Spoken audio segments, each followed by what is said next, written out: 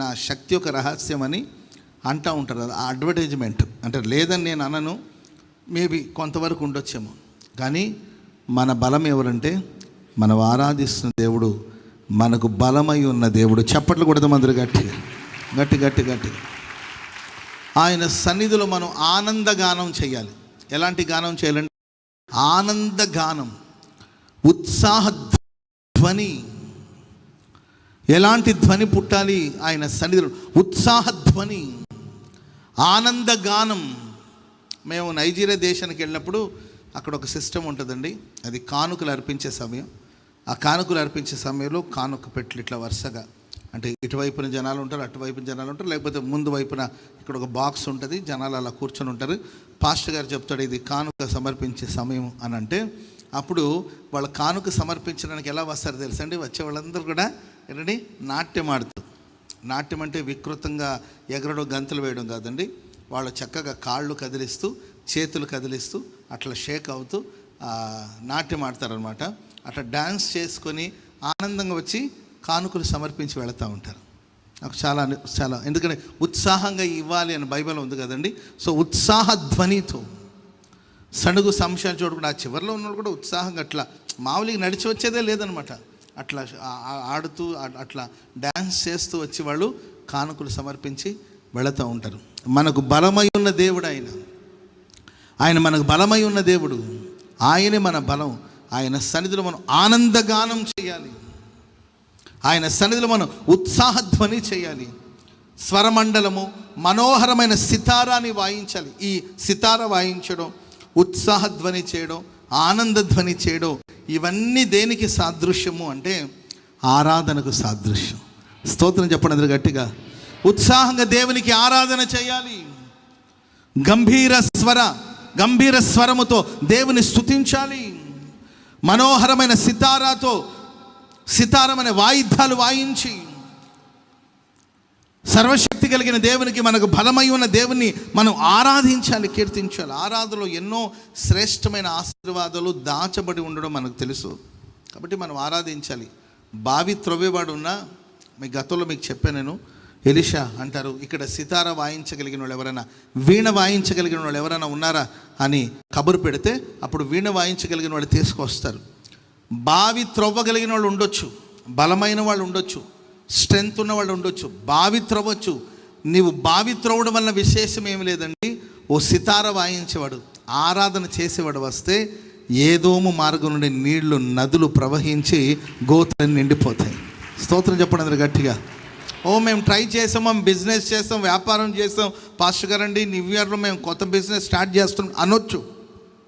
కొత్త బిజినెస్ ప్రారంభించామండి, ఇంకా అసలు నా ఆలోచన అద్భుతం అండి, అపురూపం అండి, అసలు ఈ సంవత్సరం 100 మార్కులు కొట్టేస్తానండి, చూస్తూ ఉండండి, సంవత్సరం తిరిగి వచ్చేటప్పుడు 10 అంతస్తులు బిల్డింగ్ వేసేస్తానండి, ఆ స్ట్రెంగ్త్ ఉందండి, ఆ స్టామినా ఉందండి, ఆ ఎనర్జీ నాకు ఉందండి అని అనుకోవచ్చు. నా ఎనర్జీ లెవెల్ మీకు తెలియదండి పాస్టర్ గారు అంటుండొచ్చు. నువ్వు ఎంత చేసినా ఆరాధన చేసేవాడు నీలో ఒకడు ఉన్నాడండి, ఆయన వీణ వాయించేవాడు. నీలో ఒకడు ఉన్నాడండి, ఆయన ఆరాధన చేసేవాడు. ఆ ఆరాధన చేసేవాడు నీలో మేలుకొనాలి. చెప్పకూడదు మందరు గట్టిగా. మేలుకొలపాలి, ఆయన మేలుకొలపాలి. ఆరాధన అనుభవాన్ని మేలుకొలపాలి.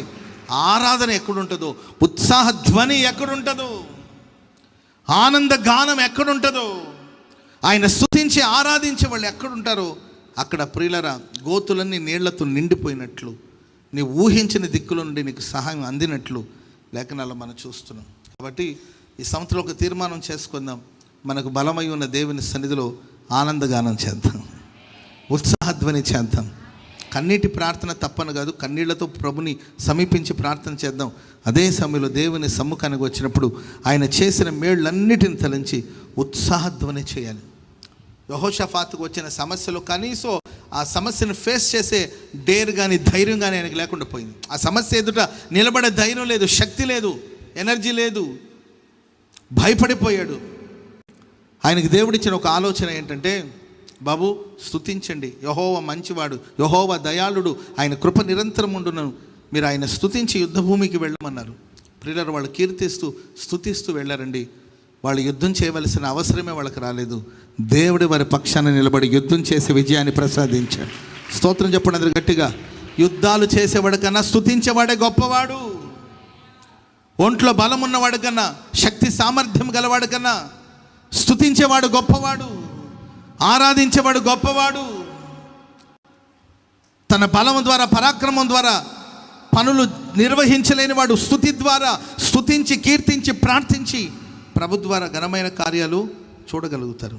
హల్లెలూయా, చెప్పండి గట్టిగా హల్లెలూయా. ఇవన్నీ మనం తరచుగా ధ్యానిస్తూ వచ్చిన మాటలే. పౌలు శీల ఇద్దరు చెరసాలలో ఉన్నారండి. వాళ్ళు దేవుని కీర్తించి ప్రార్థించగా గాయం చేసిన వాడే గాయం కట్టాడు. ఆమె చెప్పండి గట్టిగా. మనుషులు గాయాలు చేస్తారు కానీ గాయాలు కట్టాలనే ఆలోచన ఉండదు వాళ్ళకి.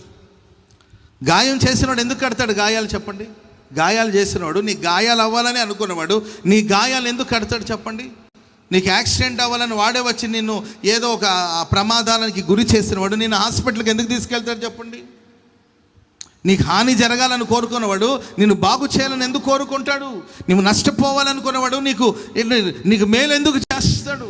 చేయడు కదా. గాయాలు చేసిన వాడే వచ్చి వారి గాయాలు కట్టి వారికి ఆతిథ్యం ఇచ్చి రక్షణ పొంది జీవం కలిగిన దేవుని సొంత రక్షకునికి అంగీకరించారంటే దానికి కారణం ఏంటంటే స్తుతి ఎక్కడుంటుందో అక్కడ గాయాలు చేసిన వాళ్ళే గాయాలు కడతారు. ఆమె చెప్పండి గట్టిగా. ఎవరైనా నీ గాయాలు రేపుతున్నారా? ఎవరైనా గాయాలు కలిగిస్తున్నారా?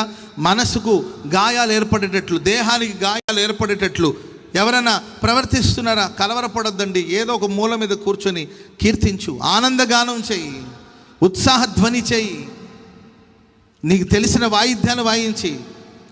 ఏ వాయిద్యం లేకపోతే చప్పట్లు కొట్టి దేవుని ఆరాధించండి. చెప్పండి గట్టిగా హల్లెలూయా. అందరికీ వాయిద్యాలు రావాలని రూల్ లేదు, అందరూ వాయిద్యాలు నేర్చుకోలేరు కూడా. సో ఏ వాయిద్యం లేకపోయినా మనకు తెలిసిన మనకు దేవుడిచ్చిన మన వాయిద్యాలు, కొంతమంది ఉన్నారు వాయిద్యాలు వాయించాలని ఉంటుంది కానీ ఆ ఇన్స్ట్రుమెంట్స్ కొనడానికి వాళ్ళ దగ్గర మేబీ మనీ ఉండకపోవచ్చు, డబ్బు ఉండకపోవచ్చు. చాలామంది కష్టాలు పడి ప్రయాసపడి ఎంతో కాలానికి ఒక తబలా సెట్, ఒక కీబోర్డు ఒకటి కొనుక్కోవాలంటే ఎంతో సమయం పట్టింది వాళ్ళకి అక్కడికి రీచ్ అవ్వడానికి. ఇప్పటికీ కొంతమంది ఆ కంప్లీట్ ఆ ఇన్స్ట్రుమెంట్స్ అంతా కొనుక్కోలేని పరిస్థితుల్లో ఉన్నారు, అడ్జస్ట్ అయ్యి వెళుతూ ఉన్నారు కొంతమంది. మేబీ అందరికీ ఆర్థిక సహాయం ఉండకపోవచ్చు, ఆర్థికంగా బలంగా ఉండకపోవచ్చు అందరూ. సరే, కానీ దేవుడు మనకు మన దేహంలోనే ఒక వాయిద్యాన్ని ఇచ్చాడు, అది చప్పట్లు. స్తోత్రం చెప్పండి గట్టిగా హల్లెలూయా. మనం చేతులు తడతామండి, దేవుడు శబ్దాలు పుట్టిస్తాడు. చప్పట్లు కొడదాం అందరు గట్టిగా, గట్టి గట్టి గట్టి గట్టిగా హల్లెలూయా. చప్పట్లు కొడుతూ ఆయన నామాన్ని స్తుతించాలి, గణపరచాలి, ఆరాధించాలి. గాయాలు రేపిన వారే గాయాలు కట్టే రోజులు రాబోతున్నాయి. ఈ సంవత్సరంలో ఎవరెవరైతే గత సంవత్సరం నీకు గాయాలు రేపారో వాళ్ళు నిన్ను వెతుక్కొని రాబోతున్నారండి. నీ గాయాలకి వాళ్ళు వైద్యం చేయబోతున్నారు. హల్లెలూయా. హాస్పిటల్కి తీసుకెళ్తున్నారు కదండి, నీకు కీడు చేసిన వాడే ఆయన మాట్లాడే మాటలు నీ గాయాలు మానిపోతుంది అంతేకా. ఆమేన్.